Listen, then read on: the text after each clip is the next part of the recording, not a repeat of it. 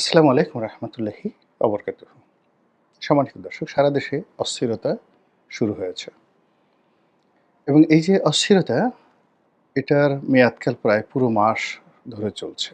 অর্থাৎ মে মাসের ১ম সপ্তাহ থেকেই একটার পর একটা ঘটনা ঘটে যাচ্ছে। আমরা এখন পর্যন্ত কেউ বর্তমান সরকারের পদত্যাগ দাবি করিনি।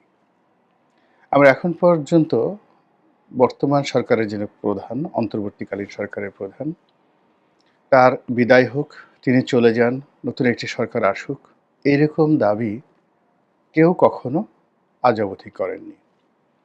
সরকার কিছু কাজ করার চেষ্টা করছে, কিছু সিদ্ধান্ত নেওয়ার চেষ্টা করছে, তাদের কিছু ব্যর্থতা আছে এবং তাদের ভাষ্যমতে বেশ কিছু সফলতা আছে। আমাদের জীবন যে পর্যায়ে এখন একেবারে রীতিমতো উষ্ঠাগত, বিশেষ করে অর্থনৈতিক সংকটে। তো সেখানে যখন সরকার বলার চেষ্টা করছেন যে তারা পুরো অর্থ ব্যবস্থাটাকে ঢেলে সাজিয়েছেন, একটা স্থিতি অবস্থার মধ্যে চলে এসেছে, এই কথাগুলো আমাদের সকলের কানে বাধে, বুকের মধ্যে আঘাত হানে। এর কারণ হলো, আমরা যারা সাধারণ জনগণ কাজকর্ম করছি, পরিবারের জন্য আয় উপার্জন করার চেষ্টা করছি, ব্যবসা প্রতিষ্ঠান চালাচ্ছি, আমরা টের পাচ্ছি জীবন এখানে কতটা কঠিন, কতটা নির্মম এবং কতটা নিষ্ঠুর। ক্ষমতার যারা অন্দরমহলে আছেন, তারা যদি রাজধানী সহ সারা বাংলাদেশের পশুর হাটগুলোতে যেতেন, তারা যদি নিউ মার্কেটে যেতেন, মোহাম্মদপুর কাঁচা বাজারে যেতেন এবং অন্যান্য যে সকল প্রান্তিক গ্রাম্য বাজারগুলো রয়েছে, সেখানে যেতেন এবং ক্রেতা এবং বিক্রেতার দর কষাকষি শুনতে পেতেন, এবং তারা যদি ঢাকা শহরের কয়েকটি বস্তিতে যেতেন, তাহলে তাদের যে অর্থনীতির অবস্থা, এটা যেভাবে বুঝতে পারতেন, আর আগের সরকারের সময় জনগণ কেমন ছিল সেই জিনিসটিও তারা অনুধাবন করতে পারতেন। অন্যদিকে আমাদের মধ্যে যাদের একেবারে পেটের চিন্তা এই মুহূর্তে একটু কম, তাদের মস্তিষ্কে কতগুলো ভয় এই সরকার ঢুকিয়ে দিয়েছে। সেটি হলো যে এই সরকার কতদিন থাকবেন, তারপর কবে যাবেন, নির্বাচন কবে দেবেন, এরকম চিন্তা চেতনা সমাজের একটা বিশেষ শ্রেণী, যাদের আসলে পেটের যে খাবারের চিন্তা, এটা তুলনামূলকভাবে কম। তো এই মানুষগুলো চিন্তা করছেন যে ইলেকশন কবে হবে, এটা হবে, এটা হবে, এবং সেখানে সরকারের নানা রকম টালবাহানা। আজ হবে তো কাল হবে, এটা হলে তো ওটা হবে, যদি কিন্তু তবে, এই কথাগুলো মনোবিজ্ঞানের ভাষায় ভীষণ রকম ভয়াবহ, যাকে বলা হয় একটি চারিত্রিক বৈশিষ্ট্যের বহিঃপ্রকাশ। কোনো মানুষ দেখবেন যে কথায় কথায় এরকম, যেমন এরকম হাত ঝুলাচ্ছে, এরকম করতেছে, এরকম করতেছে, এরকম করছে, এই মানুষগুলো থেকে সবসময় দূরে থাকবেন। এটা বিভিন্ন কারণ, অর্থাৎ মনোবিজ্ঞানের দৃষ্টিতে এবং অপরাধ বিজ্ঞানের দৃষ্টিতে। এই মানুষগুলো যা বলে তা তারা নিজেরা বিশ্বাস করে না, আর যা বলে তার সঙ্গে তাদের অন্তরে কোনো টান থাকে না। ২ নম্বর হলো যে তারা যা বলে তাদের একটা ধারণা যে তাদের এই বক্তব্য লোকজন বিশ্বাস করছে না। তাদের কথাবার্তাগুলোকে তারা আরও রং চং লাগানোর জন্য, বিশ্বাসযোগ্য করার জন্য এবং মানুষের উপর নিয়ন্ত্রণ প্রতিষ্ঠা করার জন্য তারা বেশি বেশি ঘাড় ঝুলাবেন, হাসাহাসি করবেন, ওভারে স্মার্টনেস দেখাবেন এবং হাত ঝুলাবেন। এই বৈশিষ্ট্যগুলো যখনই থাকবেন, তখনই ধরে নেবেন যে সেখানে প্রতারণা হচ্ছে, এবং সেটা রাজা করুক, প্রজা করুক, ভিক্ষুক করুক, এই মানুষগুলোকে আপনি সাইকোলজিক্যালি, মানসিকভাবে বিশ্বাসযোগ্যতার পর্যায়ে আনবেন না। দুর্ভাগ্যজনক হলো সত্যি যে এখন যারা রাষ্ট্র পরিচালনা করছেন, তাদের অনেকের মধ্যে এই বৈশিষ্ট্যটি রয়ে গেছে। ফলে কি হলো যে তারা যে কথাগুলো বলছেন, সেখানে যদি এবং কিন্তু আসছে। যদি কিন্তু ভালো না, হাত ঝুলানো হচ্ছে। যেখানে হাসির দরকার নেই, সেখানে তারা হাসছেন।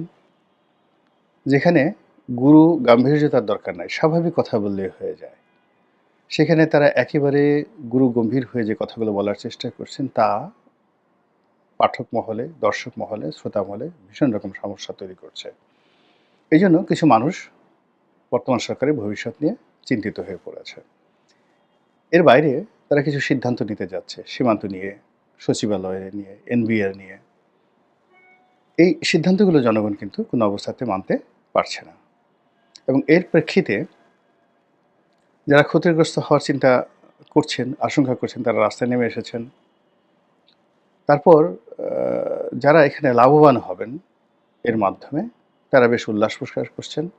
ফলে সমাজের মধ্যে কনফ্লিক্ট অ্যান্ড কন্ট্রাডিকশন প্রবল আকার ধারণ করছে, এবং এর প্রেক্ষিতে সরকারি কর্মকর্তা, ব্যবসায়ী, আমলা, কামলা, রাজনীতিবিদ সকলের সঙ্গে সরকারের যে দূরত্ব, এটি গত এক সপ্তাহে একেবারে রীতিমতো তেলে বেগুনে জ্বলে উঠেছে।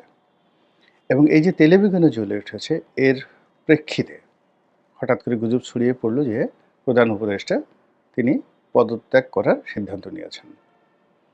এবং এই যে পদত্যাগ করার সিদ্ধান্ত নিয়েছেন, এটি আবার তারা বুঝতে পারলেন যে এটা একটা আত্মঘাতী সিদ্ধান্ত। আবার সেখান থেকে তারা সঙ্গে সঙ্গে ইউটার্ন করলেন এবং বললেন যে না, তারা পদত্যাগ করবেন না।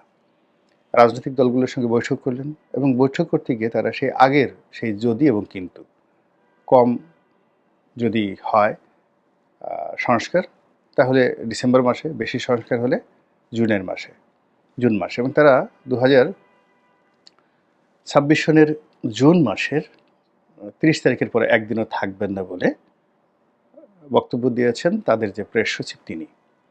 এখন প্রশ্ন হলো যে জুন মাসের 30 তারিখের পরে তিনি কোথায় যাবেন 2026 সনের? আবার কথাটা তারা বলতে গিয়ে কিন্তু তারা 2026 সনটা উচ্চারণ করেনি, আমি যেটা বললাম। কিন্তু এটা তো 2025 সনের জুন মাসও হতে পারে, মানে আগামী মাসও হতে পারে।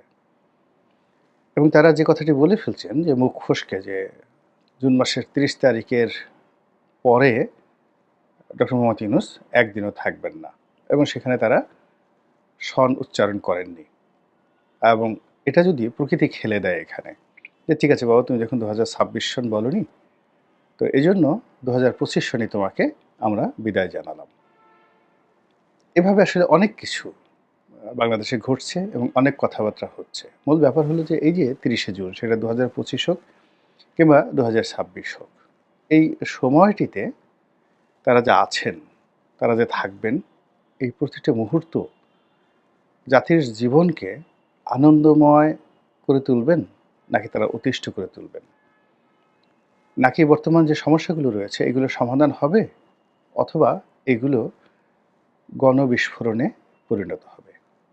এই বিষয়গুলো নিয়ে খোলামেলা আলোচনা যেভাবে চলছে, তাতে প্রায় প্রতিটি দিন সরকারের জন্য অস্বস্তিকর, অবমাননাকর, এবং যাকে বলা হয় সরকার ক্রমশ নিয়ন্ত্রণহীন হয়ে পড়ছে। এভাবে একটা দেশ চলতে পারে না।